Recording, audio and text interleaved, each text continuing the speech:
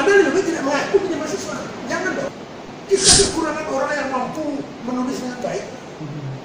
Dampak dari pembelajaran daring, tugas menjadi lebih banyak, itu memberatkan, akhirnya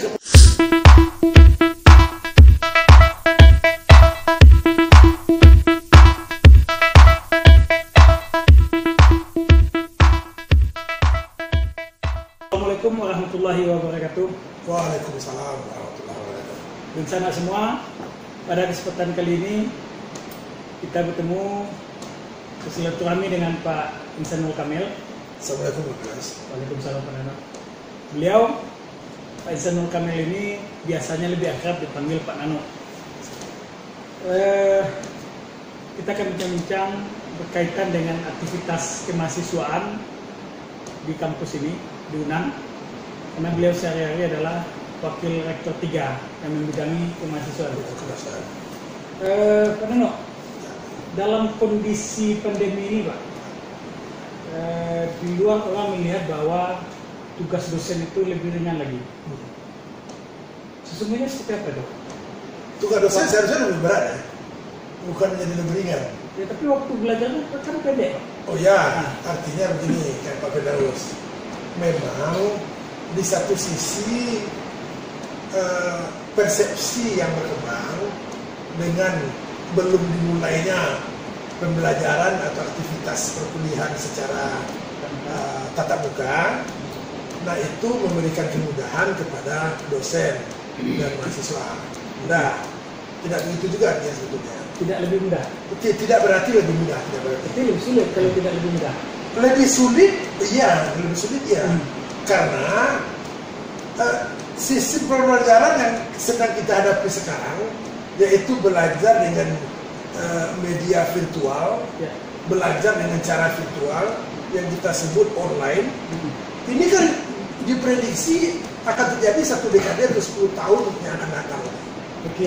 Perkiraannya kan 10 tahun datang. Karena ini kan kita kan masuk revolusi industri 4.0 ya, di mana semua aktivitas termasuk pembelajaran itu memang sedang melakukan transformasi ke digital. Nah, stabilnya itu diperkirakan 10 tahun yang akan datang. Jadi apa yang terjadi hari ini itu sebenarnya 10 tahun yang akan datang. Tetapi ada hikmah lain sebetulnya dari pandemi ini. Tentu banyak sengsaranya ya, tapi sengsara membawa nikmat. Ada sisi lain yang harus kita lihat positif. Positifnya adalah itu digeser yang harusnya 10 tahun akan datang menjadi saat ini. Nah, pandemi memaksa itu itu terjadi pada hari ini. Dan buktinya apa? Kita bisa. Nggak perlu 10 tahun lagi. tidak perlu 10 tahun lagi. Ternyata sesuatu yang dipaksakan itu bisa lebih cepat. Nah, dalam konteks transformasi perubahan, ngomong perubahan paling enak. Jadi dulu orang berubah. Tapi kan merubah dari sini kan susah. Dan konsistensi kan Pak. Perubahan itu kan perlu konsistensi. Nah sekarang kan pembelajaran yang diuji konsistensinya. Nggak bisa hari ini virtual, besok offline, kan sekarang nggak bisa. Kalau hari ini Bapak virtual, besok Bapak juga harus virtual. Minggu depan Bapak harus virtual juga. Jadi konsistensinya yang terbangun sebetulnya. Nah, tapi kan sudah jalan tadi Pak. Jalan. Artinya yang akan kita lakukan 10 tahun yang akan datang, yang harusnya terjadi 10 tahun yang akan datang, sekarang terjadi pada hari ini. Nah, lalu tingkat dengan waktu yang 6 bulan, katakanlah 6 bulan, 7 bulan jalan, itu sudah jalan. Lalu tingkat kesulitan dosen dan mahasiswa ini gimana? Yang Pak katakan tadi lebih berat? Saya dengan teman-teman punya survei ya. Ini saya kasih bocoran di Pak Firdaus. Saya sudah kirim kemana-mana hasil surveinya. Survei tentang pembelajaran daring. Tidak terjadi penurunan yang signifikan dalam hal pemahaman. Dalam materi aja. Dalam hal pemahaman materi aja. Tidak terjadi penurunan signifikan. Ya 20 lah sampai 20%. Oke lah, kan orang sedang berpindah. Tapi tidak ekstrim ya. Makanya tidak melebihi 50%. Satu, jadi cara pembelajaran yang akhirnya dipaksa demikian istilah Pak Firdaus tadi, dipinjam, dipaksa dengan pelajaran daring, itu ternyata ya tidak membawa pengaruh yang signifikan dalam hal pemahaman materi ajaran. Satu. Yang kedua, ternyata tidak signifikan juga dosen mengalami kesulitan dalam hal melakukan pembelajaran secara daring. Nah, itu 2 poin penting yang perlu tanyakan tadi ya. Jadi tidak terjadi pengurangan secara kualitas. Tidak terjadi pengaruh yang signifikan. Kalau persoalan internet segala macam, persoalan teknikal. Itu kan persoalan teknikal. Itu teknikal. Ya pada saat semuanya harus daring, crowded ya, infrastruktur kita memang infrastruktur itu sedang dibangun tuh untuk stabilnya 10 tahun yang akan datang. Tapi sekarang ada besar. Sekarang ya. Dan pemerintah kan seperti kita tahu mendorong itu supaya stabil pada hari ini. Dan upayanya luar biasa. Dan semester sekarang kondisinya sudah stabil saja. Dulu memang jadi mulai bulan Maret sampai bulan Juni itu memang problem teknikal itu masih menjadi hambatan utama bagi kita. Tapi begitu semester baru dimulai bulan Agustus sampai sekarang itu banyak sekali ya kemajuan dalam hal teknikal. Hampir tidak ada masalah teknikal. Kalau dalam kaitan tugas mahasiswa bagaimana? Nah, ada beda mungkin. Beda karena kan di luar kelas konvensional ya, kita ketemu di luar kelas ya. Kita juga kuliah seperti itu dulu di luar kelas melihat gestur dosen dan dosen melihat gestur mahasiswa secara langsung, bisa bertanya secara langsung, sangat interaktif. Maksud dosen bisa tahu kondisi mahasiswa. Dosen bisa tahu pada saat itu pemahaman, karena secara spontan itu bisa ditanya. Tanya satu-satu. Pak Firdaus gimana? Ada gimana? Interaksi asesmennya terjadi pada saat itu. Termasuk hubungan sosialnya. Nah, sekarang nggak bisa. Nah, makanya tugasnya tentu akan lebih banyak. Dengan kondisi hari ini si dosen tidak bisa mendeteksi lebih jauh soal mahasiswanya itu bisa memahami. Ini kan jadi sesuatu yang bisa memisahkan, membuat jurang juga. Tapi ada anak lain, tugas. Nah, tugas itu jadi lebih banyak. Nah, tugas jadi lebih banyak, kemampuan menulis mahasiswa akan lebih terasa dengan baik. Kan problem besar kita di dalam kelas itu, pada saat diadakan secara konvensional, fakta yang terjadi mahasiswa punya kemampuan banyak untuk menulis. Penyebabnya apa menurut Anda? Ya, kemampuan bicaranya lebih dominan. Kemampuan dia untuk berbicara, menyampaikan gagasan itu lebih dominan. Tapi kan dalam hidup itu nggak cukup. Tidak cukup. Ya. Lalu di UNAM bagaimana cara menyelesaikan masalah itu? Nah, kita melihat, kalau saya melihat ya, dalam bentuk dosen tentunya, kemampuan menulis mahasiswa saya dengan tugas-tugas yang saya berikan, yang kadarnya tentu lebih tinggi daripada dibandingkan kuliah secara tatap muka fisik. Nah, kemampuan menulis mahasiswa dengan tugas yang relatif lebih banyak dari kuliah konvensional itu membuat mereka belajar menulis. Saya baca pulang, ini anak-anak nulis apa ini? Tugasnya bukan ini. Jadi persoalannya, katakanlah seperti Pak Nano tadi, begitu tugas tulisannya itu tidak selesai, kembalikan. Kalau dia tetap tidak belajar, bagaimana cara kita memaksa? Atau ada punya strategi khusus di UNAM atau minimal Bapak? Nah, menangani mereka. Tugas dalam skala yang lebih besar, dalam jumlah yang lebih besar, itu kan otomatis memaksa untuk menulis, Pak. Karena sebuah tugas kan dalam bentuk tulisan. Nah, satu persoalan sebetulnya mulai terurai. Bahwa banyak lulusan, banyak mahasiswa nggak bisa nulis, Pak. Banyak tidak bisa nulis. Banyak nggak bisa nulis. Ngapain juga ngaku mahasiswa kalau nggak bisa nulis, Pak? Ya, Pak? Jadi ngapain ngaku mahasiswa kalau nggak bisa nulis?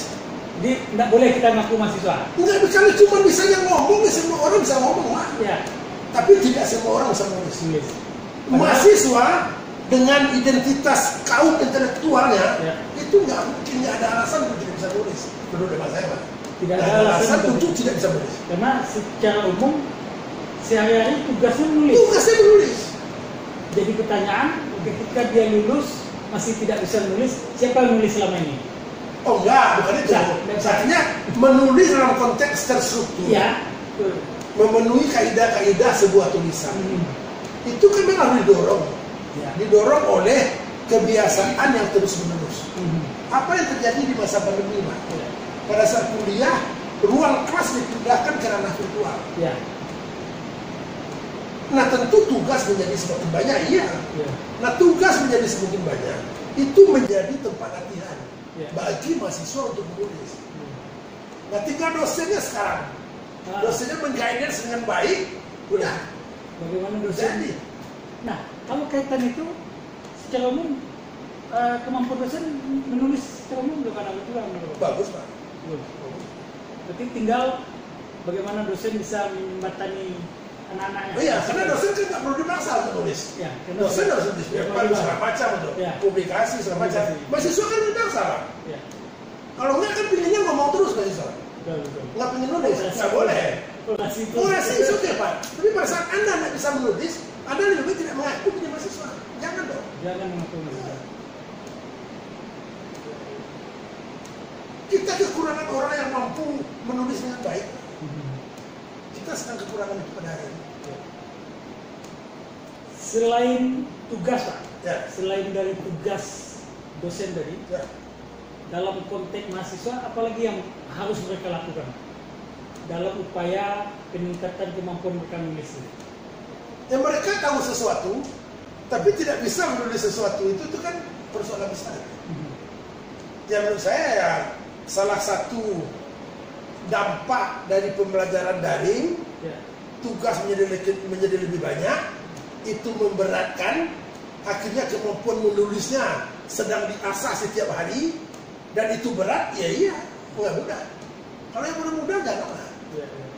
Hidup memang sebuah perjuangan. Namanya aja mahasiswa. Mahasiswa, masa harus mahal, masa harus melakukan yang mudah-mudah, nggak mungkin. Gimana mereka menulis untuk masyarakat, untuk komunitas mereka? Kalau itu tidak bisa. Atau minimal untuk menulis skripsinya. Minimal untuk menulis skripsinya. Itu minimal. Pasti. Oke, itu sudah ada guidance. Guidance dari dosen, pembimbing. Tapi menulis gagasannya kan ini yang lebih penting. Dia punya gagasan sebegitu bagus, tapi tidak bisa dia tuliskan. Kemudian Pak, persoalan lain di penulis muda atau penulis pemula atau mahasiswa dalam konteks masih sering kita temukan, bukan tuduhan, masih sering kita temukan mengkombinasikan tulisan dengan fakta-fakta yang dia dapat, atau katakanlah beberapa masih bisa kita temukan naskahnya itu yang copy paste banyak naskah. Oke. Dalam bentuk skripsi itu nggak bisa ya sekarang, karena skripsi itu harus masuk satu proses di akhir yang namanya pengecekan plagiat. Ada softwarenya. Ada softwarenya. Tidak hati-hati lagi. Ada. Jadi di tugas akhir itu nggak bisa. Tugasnya bisa.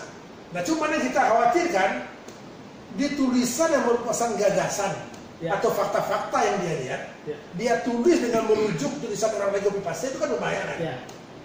Karena itu nggak bisa dicek kan Pak? Bisa, iya betul. Nggak bisa kita cek Pak.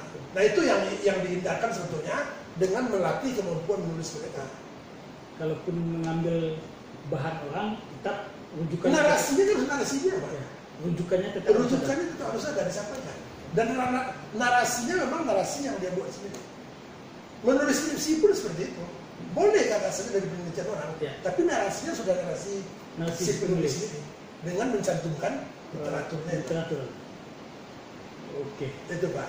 Oke Pak Nano. Itu terus. Terima kasih Pak Nano. Sama Pak. Dan di sana semua itu tadi ada banyak hal sebetulnya yang bisa kita petik berkaitan dengan kondisi belajar pada saat pandemi. Dan kemudian ada sesuatu yang luar biasa disampaikan Pak Nano. Ini tantangan bagi mahasiswa semua, bahwa kata Pak Nano, ini bukan kata saya. Kata Pak Nano, jangan sekali-sekali mengaku mahasiswa kalau tidak bisa menulis. Iya, karena literasi ya Pak. Literasi kan. Literasi tradisional itu kan 3 Pak. Membaca, menulis, berhitung. Kalau Anda bisa membaca, Anda bisa beli, tapi Anda bisa menulis. Ini literasi minimalnya Anda nggak memenuhi. Apalagi sekarang Pak, ada literasi digital yang harus juga dimiliki oleh semua orang pada hari ini, tidak hanya mahasiswa. Literasi digital luar biasa Pak. Ada tambahan 4 kan Pak.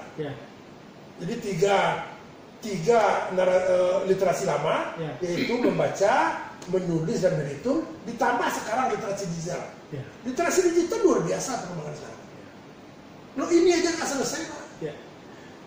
Dalam konteks membaca itu juga ada banyak. Membaca yang tertulis, membaca yang terlihat, membaca yang tersembunyi. Dan menulis apa yang dibaca. Kalau tidak bisa menulis apa yang dibaca kan tidak. Mungkin kacau. Ya problem kita itu kita harus selesaikan. Masalah apa? Oke, Pak Nando, terima kasih. Sama-sama. Demikian pesan semua. Banyak maaf. Wabillahi taufiq wal hidayah. Assalamualaikum warahmatullahi wabarakatuh. Waalaikumsalam warahmatullahi wabarakatuh.